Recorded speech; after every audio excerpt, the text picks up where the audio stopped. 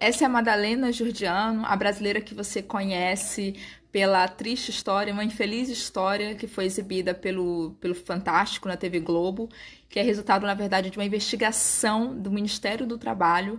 É, Enfim, esse vídeo é para mostrar como a escravidão, que a gente acreditava estar sepultado no passado, na verdade ainda persiste e determina o nosso presente. Não sendo suficiente essa família de brancos manter a Madalena em uma situação análoga à escravidão, né, eles ainda usavam os mais de R$ 8.000, R$ 8.400, um dinheiro de pensão que a Madalena tem o direito por ser viúva de um ex-combatente militar. Eles usavam esse dinheiro, que é da Madalena, que ela não via uma nota de R$ 200, nem de R$ 1, e para custear nada mais nada menos que os estudos, a formação do ensino superior, tanto das filhas do casal, né, como o da irmã, né, do Dalton, né, do prof, não vou falar o nome aqui, né, mas assim, do tal professor universitário. Então ele ainda pagava, ele não, a Madalena, o dinheiro de Madalena pagava os estudos tanto da irmã do professor quanto das duas filhas dele. E faculdade particular, né? Se você for olhar, pesquisar direitinho, um curso de medicina de uma das filhas dele custava mais de R$ 6.000. Né, dinheiro que saía da Madalena. Essa situação do casamento, claro, já foi investigada, mas, né, foi arquivada, ou não deram continuidade, mas talvez, né, o caso tenha uma reabertura, porque a situação é muito bizarra, né? Esse ex-combatente é nada mais, nada menos que o irmão da esposa desse professor. E quando a Madalena se casa com ele já tá idoso, já tá velho, provavelmente já desenganado. E tá bom, esse casamento soa muito, muito estranho, né? Soa mais como uma bandidagem, uma treta, né? Para garantir para que a família não perca esse dinheiro com o falecimento desse senhor, desse ex-combatente, sei lá, e a pensão continue, né, bancando os privilégios dessa família. Inclusive, a investigação da polícia afirma que essa família tem bens, né, como morar em um condomínio de alta, sei lá, de classe, que é incompatível com o salário que o casal recebia. Então, enfim, é uma investigação para a polícia. Só tô aqui justamente fazendo esse vídeo porque todo mundo, a gente se assusta que essa situação exista, né? E a gente sabe que não é um único caso isolado. Mas é uma coisa, eu quero ir como uma pessoa que ama história, que está sempre atenta a esses fatos históricos, eu não poderia deixar de vir aqui e falar que isso é tão antigo e veio junto, né, com a colonização do Brasil. Vou dar um exemplo muito conhecido, não vou nem pegar um caso desconhecido, um exemplo conhecido que já foi estudado, tem livros publicados, sobre um cara conhecido de vocês. Esse é José de Santa Rita Durão, autor do poema épico Caramuru. Esse Frei Durão, como também é conhecido, ele teve seus estudos, né, como seminarista, lá na Universidade de Coimbra, na teologia lá. Ele teve seus estudos custeados graças a nada mais, nada menos do que uma mulher negra, né, uma africana que foi escravizada. O nome dela, Rosa Egípcia. E, claro, esse não é o nome dela, a gente não sabe o nome dela original. Esse nome ela adquiriu, foi imposto para ela quando ela foi capturada na costa da mina, no continente africano, e trazida para o Brasil, ainda colônia de Portugal. e aqui ela foi escravizada, né? E esse nome Rosa é o nome que ela recebeu após o batismo cristão, que todos os africanos que aqui desembarcavam, né, eles recebiam esse batismo católico, né, e recebiam também o nome cristão. Ou seja, a pessoa ela é tirada da sua terra, né? Na época não era país ainda, não existia isso de país, mas eles é tirado da sua terra, do seu povo, da sua cultura. Seu nome também lhe é tirado, sua língua também lhe é tirada e só lhe resta os dias sombrios da escravidão. Para Rosa, a história de Rosa se torna muito sombria por ela ser mulher também. Isso tem um peso nojento na história. Ser mulher, ter vagina. Porque a Rosa, ela foi capturada ainda criança. Ela chega ao Brasil, segundo os dados históricos aí de pesquisadores, aos 6 anos de idade. Quando ela chega no Rio de Janeiro e é comprada por José de Souza Azevedo, né, um cara que vai estuprá-la. E talvez já saciado de sua devassidão, esse cara a vende, manda ela para Minas Gerais, e onde ela vai ser de novo, novamente vendida, né, na cidade de Mariana, Minas Gerais, que também já foi uma cidade muito importante na época da colônia. Fica ali próxima a Ouro Preto.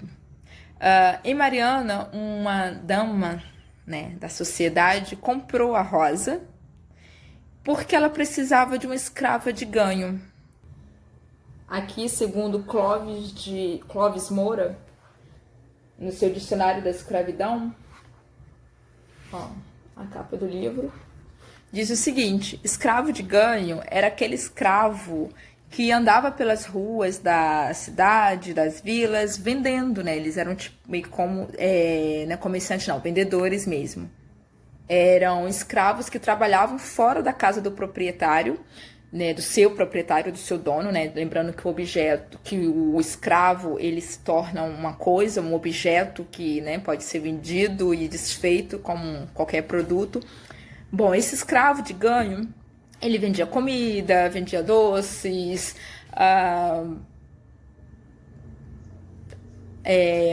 alguns casos se vendia também prata, seda e pão, né? Quando era coisa assim de valores, eles eram acompanhados pelos seus senhores, né?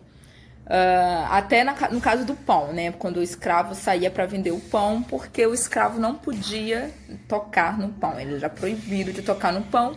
E nos casos da prataria e da seda, porque eram itens valiosos e enfim, todo o preconceito e desconfiança nesse caso.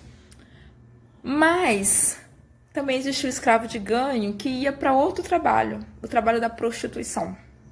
Isso mesmo, famílias brancas, né, senhores de escravos agenciavam principalmente, né, mulheres africanas, mulheres negras, para o serviço da prostituição. E no caso da família de Santa Rita Durão, esse vai ser a principal necessidade que eles vão querer nesse momento, é de uma escrava de ganho, né, que eles possam agenciar a prostituição. E para isso, Rosa é adquirida. No caso de Mariana, a procura por sexo era muito grande, né? Não só Mariana, a devassidão andava por toda a colônia, né? Homens.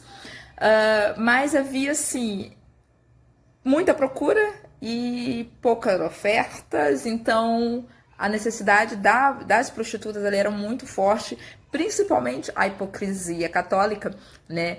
Principalmente porque precisava se salvar a honra das famílias, né? O homem, ele tinha que procurar o sexo, exercer sua devassidão, né, fora do lar sacro, né, da sua esposa ali, que tá para cuidar do lar, procriar. Então, toda a devassidão ficava por parte dessas mulheres, né. não só mulheres negras, mulheres brancas também, que caíam em desgraça, sei lá, porque perdeu a virgindade antes do casamento ou engravidou. Então elas eram abandonadas às próprias sortes e sobrava a prostituição. Bom, no caso da família Santa Rita Durão, eles precisavam de uma escrava que vendesse o seu corpo. Aos 14 anos, Rosa foi comprada pela família Santa Rita Durão e sua função era essa: garantir o sustento da família Santa Rita Durão. Sim, eles sobreviveram graças ao trabalho de prostituição da Rosa, e garantir a formação seminária lá do José, conhecido como Frei de Santa Rita Durão, Frei Durão. Em Mariana tem o nome de uma rua, sei lá, com esse nome, Frei Durão. E é isso, gente. A exploração, a misoginia, o racismo, essas coisas que devastam a gente, que devastam nossa mente, que devastou milhares de pessoas durante mais de 300 anos nesse país, né? Então, persiste até hoje. Eu olho para a história de Rosa, eu olho para a história de Madalena e a exploração persiste, infelizmente. E assim, de todas as formas possíveis e até inimagináveis. Para encerrar, deixa eu falar um pouco sobre as fontes aqui que eu utilizei. Sobre a Madalena, a fonte, é claro, é nas redes sociais. Eu usei um post do perfil da Mídia Ninja. Usei esse livro, Dicionário da Escravidão Negra no Brasil, do Clóvis Moura, que é um importante teórico de estudos africanistas no país. O Clóvis Moura é referência para a gente estudar a escravidão, a influência dos africanos no Brasil, um pesquisador da cultura negra, né, no geral. E esse dicionário contém 800 verbetes relacionadas à escravidão. Outro livro é esse, do etnólogo francês Jean-Yves Loud, Pepitas Brasileiras. É um livro muito interessante porque ele não tem uma linguagem acadêmica. O Jean, ele é um pesquisador de países que tiveram influência da coroa portuguesa, né, dos países lusófonos. E esse livro traz vários personagens riquíssimos de personagens brasileiros. Ele pesquisa do Rio de Janeiro ao Maranhão, passa pela Bahia, Piauí, e ele traz vários personagens que não estão nos nossos livros didáticos, nos nossos livros de história oficial, né, mas são personagens que fizeram e aconteceram na história do Brasil, como Arthur Bispo do Rosário, João Cândido, Almirante Negro, quem mais? Chico Rei, Rosa Egípcia, tá aqui, usei ela, Chica da Silva, Caribé, também tá aqui, nosso baiano maravilhoso artista, Carolina Maria de Jesus e, claro, Maria Firmina, personagens que agora alguns estão sendo, né, reconhecidos por nós, porque o debate continua, né? A gente achou que a escravidão estava morta, acabada, enterrada e soterrada, mas ela persiste até os dias de hoje e determinam o nosso presente.